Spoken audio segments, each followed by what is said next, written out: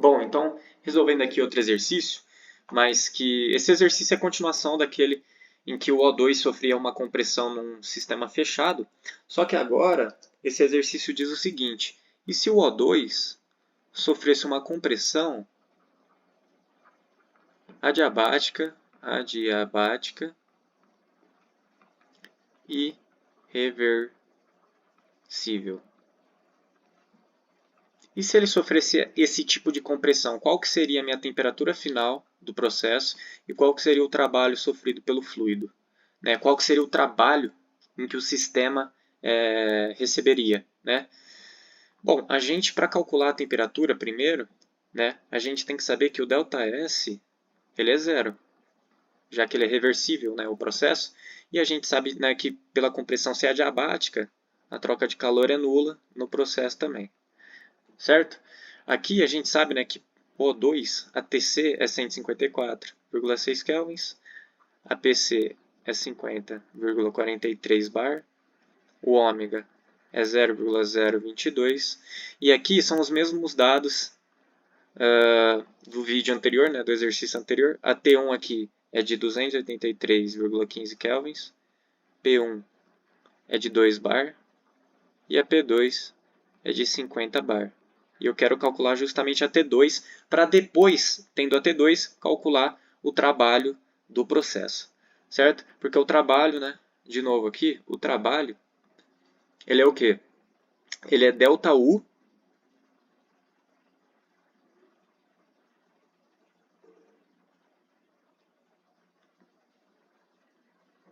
é o ΔU, que é ΔH menos o delta de PV. Certo? Para a gente calcular o ΔH, a gente precisa da T2, né? E para calcular V2, né, porque vai entrar aqui, a gente também precisa de T2. Certo? Então, primeiro vamos calcular a T2. Não vou nem desenhar o diagrama, porque ele é o mesmo daquele exercício que a gente fez. Certo? Então, fazendo aqui o ΔS, que é a integral de Cp sobre T dt. E aqui, essa parte aqui, eu vou estar indo para um processo, né? Eu vou estar indo para um caminho isobárico, certo? Eu estou caminhando numa pressão no ponto 1, certo? Eu estou indo de T1 aqui embaixo até a T2, que eu não tenho, certo? E aqui, essa outra integral aqui, dv dt dp, eu vou estar num caminho isotérmico, ou seja, eu vou estar num caminho isotérmico da T2, que eu também não tenho, né? Eu vou estar indo aqui de P1 até P2, só que aqui, esse dv/dt aqui está em função de T2, que a gente não conhece. Então, a gente vai ter que fazer algumas iterações para que o ΔS seja nulo, certo? Eu vou igualar, então, essa expressão aqui, integral de Cp sobre T dt, escrevendo de novo, dv dt dp igual a zero. Aqui indo de P1 até P2 e aqui indo de T1 até T2. Então, eu vou ter que chutar valores para T2 aqui em cima e aqui dentro desse dv/dt que está em função, né, de T2. É uma função de T2 aqui no caso, certo? Aí o que acontece? Eu vou montar aqui uma tabela de temperatura que está dada em Kelvin para uma relação aí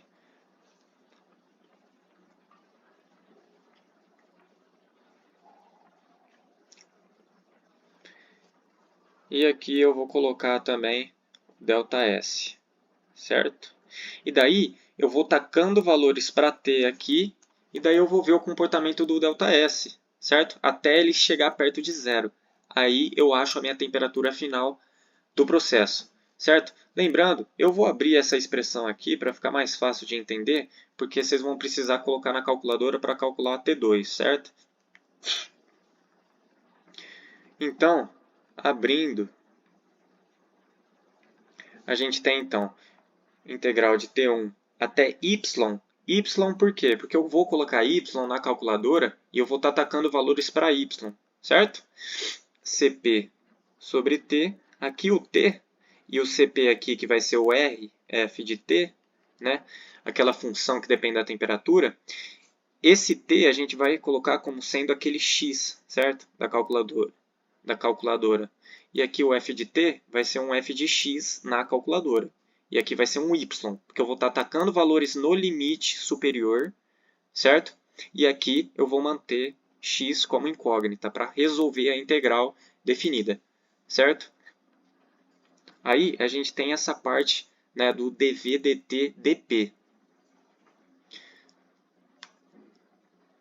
que abrindo vai ficar r ln de P2 sobre P1, né, menos dB dt vezes o delta P, certo? Aí, o dB dt é aquela parcela lá, né? dB dt é o R sobre PC, que multiplica 0,675, sobre TR, que aqui é T2 sobre a TC, né, que é 154,6, elevado a 2,6, mais o ômega, que é 0,022, né, que multiplica de novo aí o 0,722 sobre T2 sobre 154,6 elevado a 5,2, né? E daí eu coloquei aqui T2 para mostrar que aqui nesse T2, na calculadora, a gente vai colocar Y também. A gente vai colocar Y, porque a gente vai estar chutando valores aqui também, certo? Porque aqui está dependendo de T2. E a gente vai tacar valores de Y, né, de T2, para ver como que funciona aí o comportamento do ΔS, para a gente chegar num ΔS igual a zero, certo? Então, por fim, eu vou colocar aqui, para a gente entender certinho, daí vai ficar o seguinte, vai ficar o R, a função, né, que a gente vai colocar em função de x, o t, né, sobre x aqui, t1 até t2, que a gente vai botar o y menos o r ln de p2, p1 aqui, certo? Menos o dB dt, que vai ser r sobre pc, que multiplica 0,675 sobre t2 sobre tc, né, elevado a 2,6,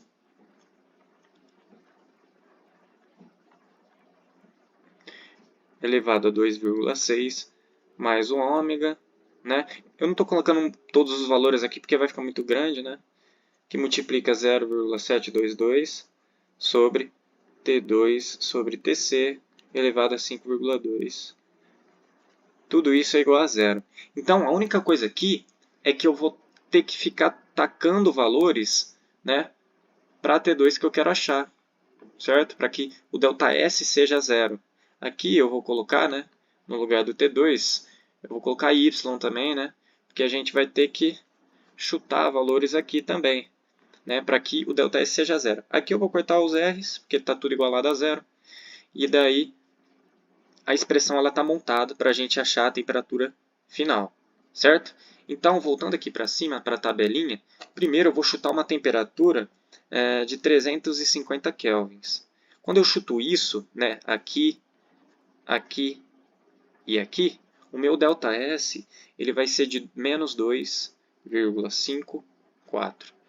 Aí, ou seja, para aumentar esse ΔS, eu vou ter que aumentar a minha temperatura, né, para ir para zero. Então eu vou botar aqui 450. Quando eu boto isso, me dá um ΔS de menos 1,574. Ou seja, eu tenho que aumentar mais ainda. Eu vou botar, por exemplo, para 675. Quando eu coloco essa temperatura, eu tenho um valor de 0,01, que a gente já considera aí como sendo zero, certo?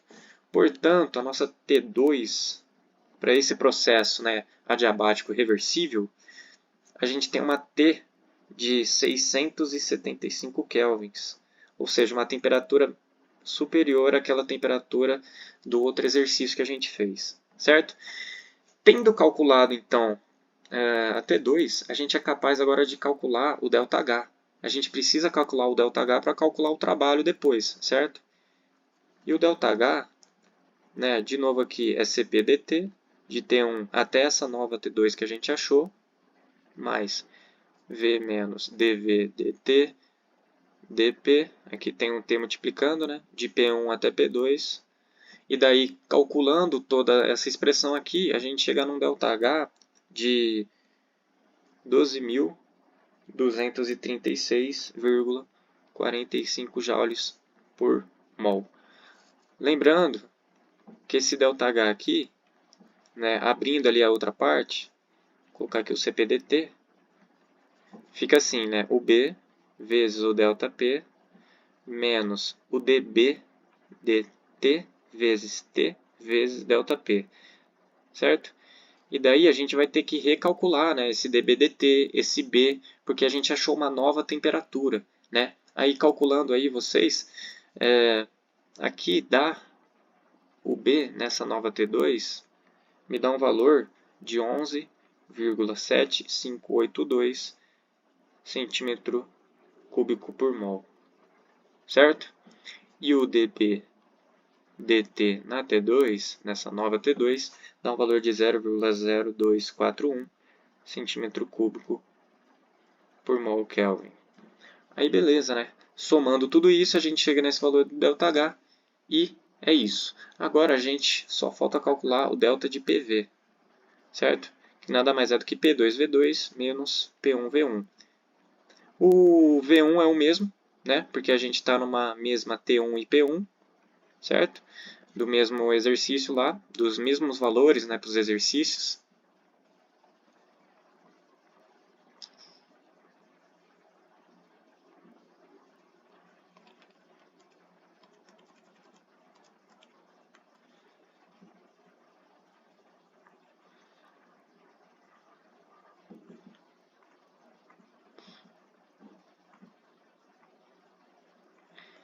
Agora, calculando o delta de PV, que é P2V2 menos P1V1, a única coisa que a gente não sabe,